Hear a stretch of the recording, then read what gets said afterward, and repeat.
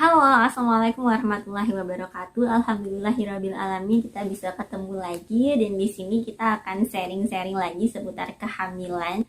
Dan di sini aku ingin berbagi pengalaman seputar kehamilan, yaitu apa aja sih ciri-ciri pembukaan satu. Oke, jadi mungkin di sini para bunda penasaran ya. Kalau misalnya kalian baru pertama kali hamil, sebenarnya ada nggak sih tanda khusus kalau kita itu udah mulai pembukaan, apalagi pembukaan satu ya. Jadi kadang bunda-bunda yang ada di sini yang baru pertama kali hamil mungkin penasaran banget apa sih rasanya pembukaan satu ini. Kira-kira bayi aku itu udah mulai mau lahir belum ya gitu. Atau memang banyak ibu-ibu itu nggak sadar kalau ternyata mereka itu sudah mulai ada pembukaan satu. Jadi memang pembukaan satu ini gejalanya masih sangat ringan banget ya bun. Ada bunda yang nggak terlalu sensitif itu mungkin nggak menyadari atau nggak merasakan bahwa ternyata itu sudah pembukaan satu. Tapi ada juga bunda yang memang sensitif terhadap rasa sakit, itu sadar kalau oh ternyata aku kayaknya udah mulai pembukaan nih gitu. Nah, jadi ciri adanya pembukaan satu ini memang yang pertama adalah adanya kram perut. Tapi kram perut di sini adalah kram perut yang sangat ringan ya, sehingga mom itu masih dapat terus beraktivitas seperti biasa. Nah, jadi untuk ciri yang pertama dari pembukaan satu ini yaitu adanya kram perut. Tapi kram perut di sini adalah kram perutnya sangat ringan ya, Bun, sehingga tidak terlalu mengganggu aktivitas Bunda untuk melakukan berbagai aktivitas. Itu Bunda masih bisa beraktivitas seperti biasa. Terus juga perut mulai terasa kencang-kencang, tapi di sini kencang-kencangnya juga merupakan kencang-kencang yang masih sangat ringan. Jadi mungkin sebagian dari ibu hamil itu tidak merasakan ciri tersebut. Nah, jadi untuk beberapa wanita yang memang dia sensitif terhadap rasa sakit, nyeri itu bisa lebih terasa ya bun, kadang sampai menjalar ke area punggung. Nah, jadi memang fase pembukaan satu ini termasuk fase laten ya bun namanya. Jadi fase pembukaan 1 sampai fase pembukaan 3 itu namanya fase laten. Dan di sini pembukaan itu bisa berlangsung sangat lama, bisa 1 sampai 2 hari baru nambah pembukaan ya. Jadi itu namanya fase laten. Nah, selain itu juga di fase laten ini rasa nyeri perut kita itu masih sangat jarang-jarang ya. Terus juga kenceng-kencengnya juga masih jarang-jarang banget ya. Bisa jadi misalkan pagi kita itu ngerasa perut kita itu nyeri gitu, nyeri lagi itu baru pas sore atau malam baru timbul rasa nyeri kembali.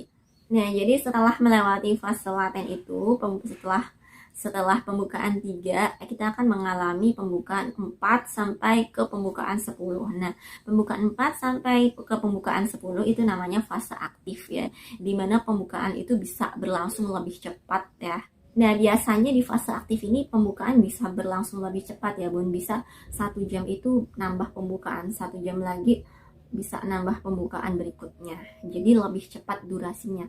Terus juga kramnya itu lebih sering terasa ya, semakin mendekati kelahiran atau semakin mendekati pembukaan lengkap ya, kram itu akan semakin cepat datang kembali ya. Bisa 1 jam sekali kita mengalami kram, kemudian 30 menit sekali ya, dan mendekati kelahiran itu bisa 1 menit sekali kram itu selalu muncul kembali. Nah, untuk tanda lainnya seperti keluarnya bercak darah bercampur lendir, nah itu akan muncul pada fase aktif ya. Ketika kita itu sudah mulai pembukaan 4 ke atas, darah bercampur lendir itu akan keluar melalui vagina kita.